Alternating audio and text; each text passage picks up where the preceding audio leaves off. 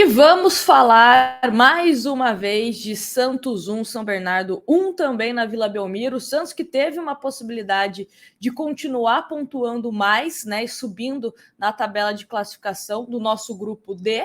E com esse resultado, o Santos viu Bragantino e Ponte Preta, que venceram, assumir a primeira e a segunda colocação. O Santos está em terceiro no seu grupo e tem que começar a correr atrás, né? Porque é um grupo considerado da morte, então a gente precisa pontuar se quer se classificar para a próxima fase de mata-mata. Vamos mostrar aqui a entrevista coletiva do Carille, pontuar algumas coisas da partida, mas antes disso, deixa eu dar aquela dica para você baixar o aplicativo da OneFootball e conferir ao vivo e de graça os jogos da Bundesliga. Então, não perde tempo, o link está aqui na descrição e também para você ficar por dentro de tudo que está acontecendo com o Santos Futebol Clube, também você encontra lá na OneFootball. Como eu disse, o link está na descrição e também vou deixar o QR Code aqui na tela para vocês baixarem. Bom, antes da gente ouvir, né, e assistir a entrevista do Carille, quero falar para vocês sobre alguns pontos que mais me incomodaram no jogo de ontem. Fiz uma live pós-jogo, né? Mas agora tentar reunir de uma forma mais resumida aqui. Primeiro, me irrita demais essa questão do Santos de não conseguir jogar bem 90 minutos. Ou joga bem no primeiro tempo, ou joga bem no segundo tempo. O Santos não consegue ter a soberania, digamos assim, na partida como um todo. Principalmente jogando na Vila Belmiro. O Santos já foi derrotado na Vila. Ontem só não foi derrotado porque ou faltou tempo, ou faltou um pouco mais, né, de acerto ali no passe final do time do São Bernardo, mas o Santos no segundo tempo esteve muito mais próximo de uma derrota do que conseguir a vitória. No primeiro tempo, o Santos teve chances, desperdiçou as melhores, né, com uma cabeçada do Madison, um lance cara a cara com o goleiro que o Ricardo Goulart também não conseguiu marcar.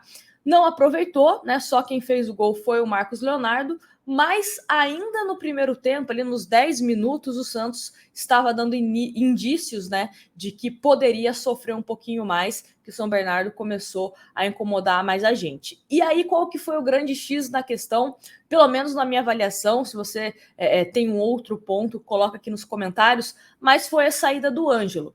Eu estava na Vila Belmiro, né, assisti o jogo lá no portão 17, e estava bem nítido mesmo que o Ângelo não estava conseguindo andar normalmente, né? Tava mancando, tava complicado. Só que aí, o que eu acho? O treinador já deveria ter voltado com a substituição. Se o jogador não está aguentando andar direito, ajudar no ataque, até mesmo, né, de uma forma defensiva, ajudar na marcação, já muda. Não vai no limite com o jogador. O Ângelo era o principal jogador do time do Santos na primeira etapa. E aí você muda. Logo na sequência que você tira o Ângelo, você também, né, entra o Balieiro depois, e o Santos logo de cara acaba tomando o gol de empate. Aí é muito tarde para você conseguir uma recuperação. Pelo menos se você já volta com um plano, digamos assim, no intervalo, você consegue ficar incomodando o seu adversário. Você está jogando com o placar, né? Até então estava 1-0, está jogando ao lado da sua torcida, vai para cima. Ricardo Goulart não estava rendendo, colocasse o Pirani. Ah, Nájila, mas o Pirani também não entrou bem. Tá, mas pelo menos faz a substituição de uma maneira que te permita uma certa reação para que você não sofra tanto. Faça as mudanças, por exemplo, Camacho que inclusive está suspenso para o próximo jogo, não estava bem, tirasse antes. Felipe Jonathan, tudo que ele estava tentando fazer, errou. Por que não colocou o Lucas Pires antes? Então, algumas coisas que, sinceramente, eu não entendo na insistência do Carille em cometer os mesmos erros. Batistão, por que o Batistão também não entrou? Ele que, quando entra, está entrando bem, está dando uma movimentação interessante, né? Daí coloca o Marcos Guilherme, que dessa vez pouco conseguiu acrescentar, bem verdade que contra Corinthians e Guarani, até que entrou razoavelmente bem, né? Contra o Corinthians participou de uma maneira importante do gol do Marcos Leonardo, mas essas insistências do Carille estão deixando bem a desejar. E aí, com a saída do Ângelo, você também tem que dar instrução para o seu jogador. Se você coloca o Marcos Guilherme na vaga do Ângelo, qual o motivo do Marcos Guilherme ficar jogando mais ali no meio e caindo mais pela esquerda? Quem que estava jogando pela direita? Quem? O Madison? Madison totalmente nulo na partida. Totalmente nulo. A melhor aparição do Madison foi quase, né, no gol de cabeça que ele fez na primeira etapa. E só. E mesmo também que se o Madison quisesse se apresentar mais para o ataque, não tinha ninguém do lado direito, porque o posicionamento do Marcos Guilherme estava equivocado. Então, vários erros. O Santos esteve muito mais próximo da derrota do que da vitória na Vila Belmiro. A Vila Belmiro que a gente tem que tratar... vai ter jogo na Vila? É praticamente já 3 pontos. E não está acontecendo isso. Agora o Santos tem um próximo confronto no domingo contra o Ituano. Depois do Ituano, o Santos pega o Mirassol fora de casa e depois retorna a Vila Belmiro contra o São Paulo. Espero que até lá o Carille tome jeito, faça o simples, né? Ele que na coletiva, que daqui a pouquinho vocês vão ver, fala tanto de fazer o simples, faça o simples. As substituições que todo mundo sabe que é o correto a se fazer, né? Porque se continuar insistindo com isso, não terá vida longa no Santos Futebol Clube, o técnico Carille. Deixo vocês agora com a coletiva. Um grande abraço para vocês e até o próximo vídeo. Desses primeiros jogos do Camacho nesse Campeonato Paulista, a torcida vem criticando bastante ele. E queria entender de você, se no seu entendimento, essa improvisação dele como primeiro volante não tem sobrecarregado os outros jogadores do sistema, por exemplo, o Vinícius Anocelo. Obrigado. Boa noite. Não, está sendo o momento do clube. Ele com o Zanocelo fizeram grandes jogos no ano passado, contra o Flamengo, contra o Inter de Porto Alegre, né, e isso não foi o problema. Eu acho que a gente tem oscilado demais, né? Contra o Corinthians não faz um primeiro tempo tão bom, faz um segundo tempo melhor. Contra o Guarani faz um primeiro tempo bom, segundo tempo ruim. Hoje inicia bem e depois não mantém, né? Então, também não é a parte física, porque senão contra o Corinthians não consegui buscar ali o segundo tempo como foi.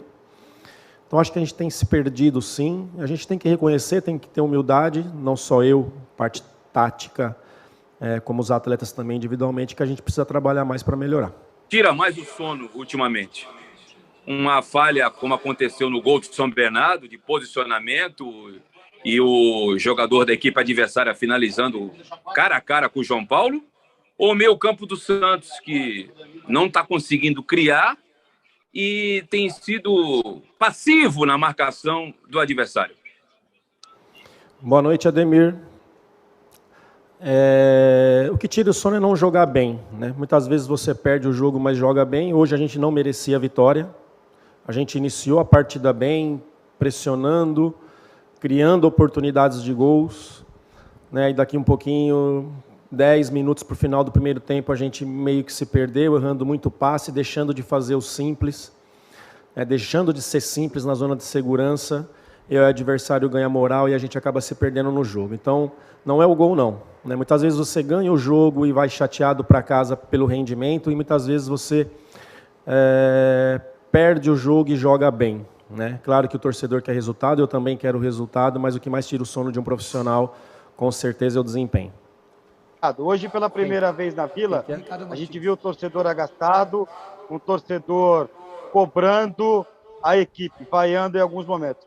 O torcedor errou porque você tira o Ângelo, porque ele sai machucado. Como é que você vê essa cobrança do torcedor hoje em cima da equipe? E acho que é um momento bacana de você explicar por que você tirou o Ângelo. A impressão que ficou, depois ele saindo do campo, é que ele sai machucado, é isso? Boa noite. É isso mesmo. O Ângelo já no intervalo reclamou bastante de dor no tornozelo, de uma pancada. Quis voltar para o segundo tempo e ali a gente viu que o rendimento dele não estava legal e por isso da troca. É normal a cobrança do torcedor, ainda mais falando de um ano. O ano de 2021 não foi nada bom. A expectativa é que melhore, não só do torcedor, mas nossa também. Então a cobrança eu vejo com muita normalidade. A minha dúvida é um pouco em cima até do que o Ricardinho perguntou sobre a reação da torcida na saída do Ângelo, mas eu queria saber como que você reage a isso? A gente sabe que a torcida é a voz do clube, assim, né?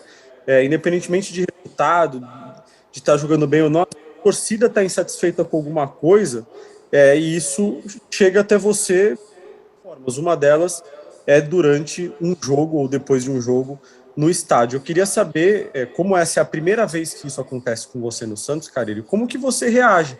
Se você entende que é normal pelo resultado, pelo momento, se você gostaria de mais um pouco de paciência, enfim, queria saber a sua sensação depois desse jogo de hoje. Boa noite, Carille, obrigado.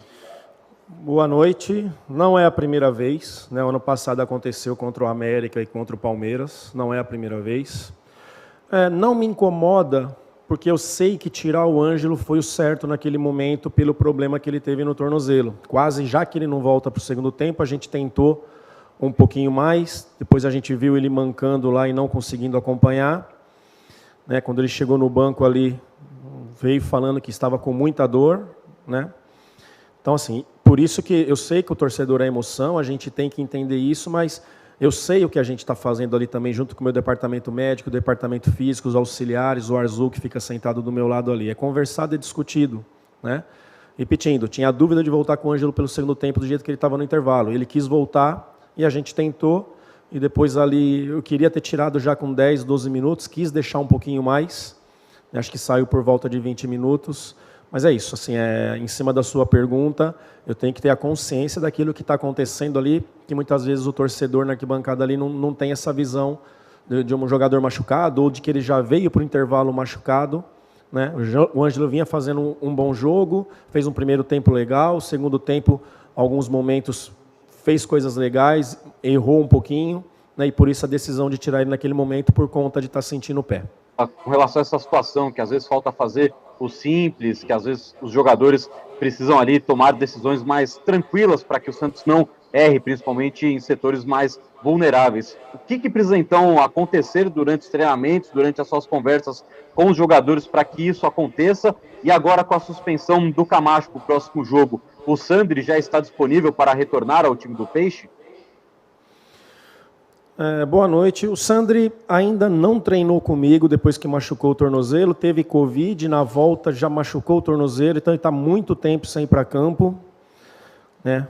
Conversar com o departamento médico e físico para ver quais as condições dele, para a gente não acelerar o processo e depois perder ele por mais um tempo. É um jogador que a gente sabe que é muito importante. Tenho falado muito da simplicidade, né? Eu mesmo não gosto de inventar. Acho que quando a gente ficou simples o ano passado foi fundamental para a gente sair daquela zona incômoda que estava no Brasileiro.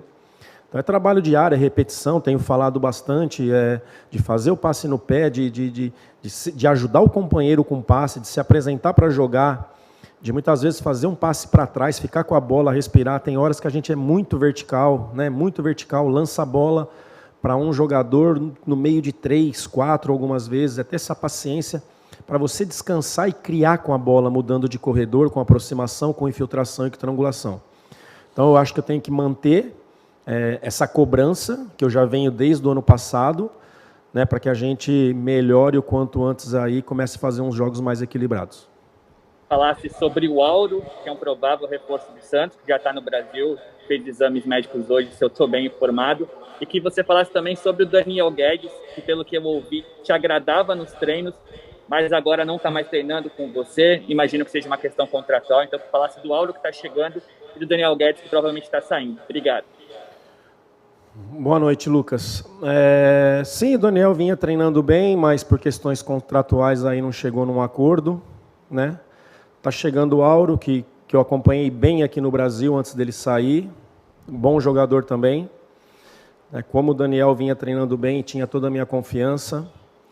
Então é um jogador aí que deve estar chegando por esses dias aí, que possa acrescentar bastante dentro do nosso grupo. Eu lembro que no final da última temporada você foi muito claro sobre as necessidades de reforços que você precisaria para essa temporada, né? Chegaram 3, vai chegar o Auro, que é o 4º. Quando você fala em melhorar, né, ainda nessa temporada, você acredita que é possível, com o elenco que você tem na mão, ou vai ter que buscar mais no mercado?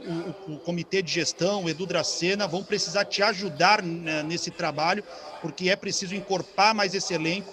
Uma vez que o Santos está tendo dificuldade no Paulista, fica esse temor com o torcedor do que pode acontecer novamente no Campeonato Brasileiro. Boa noite. Boa noite. O Santos, o Dracena, o presidente, o CG aí estão muito atentos ao que está acontecendo no mercado.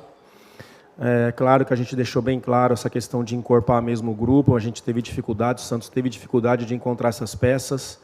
Daqui um pouquinho, talvez mudar o sistema, né, de jogo, voltar para aquilo que foi fundamental o ano passado. Então, sentar agora junto com a minha comissão e não esperar tanto, né, a gente procurar definir os nossos problemas com o elenco que a gente tem nesse momento. E, se é claro, para o Santos, se a diretoria conseguir trazer outras peças aí que possam acrescentar, é sempre importante num ano que vai ser muito difícil. Que você explicasse mais uma vez o segundo tempo, ou pelo menos o começo do segundo tempo do Santos. Como foi contra o Guarani teve mais a posse de bola, com 13 minutos o Santos sofre o gol. Hoje, com 19 para 20 minutos, mais uma vez o Santos dando a bola para o São Bernardo e vem o gol de empate. Eu queria saber se isso é uma estratégia, se é dessa forma que você conversa com os jogadores para o time voltar para o segundo tempo, ou se foi um objetivo ou uma ideia do outro time que o Santos não conseguiu sair dessa marcação-pressão, principalmente no segundo tempo. Obrigado. Na verdade, são muitos erros técnicos, né? Erros de passe, a bola acaba ficando mais com o adversário. É claro que nenhum técnico pede isso, né? Dar a bola dentro de casa com um time que o Santos, historicamente, é um time que a maioria das vezes, nem todas, sempre jogou para cima. Foi assim o primeiro tempo, depois a gente parece que desliga um pouquinho, começa a fazer coisas que não tem que fazer, começa a não ser simples nos setores que tem que ser simples, e a gente começa a perder a confiança no jogo, né? Então é buscar esse equilíbrio. Sei que eu tenho muitos jovens aqui no grupo, eles vão amadurecendo nessas situações também, para que a gente possa fazer 90 minutos mais equilibrados.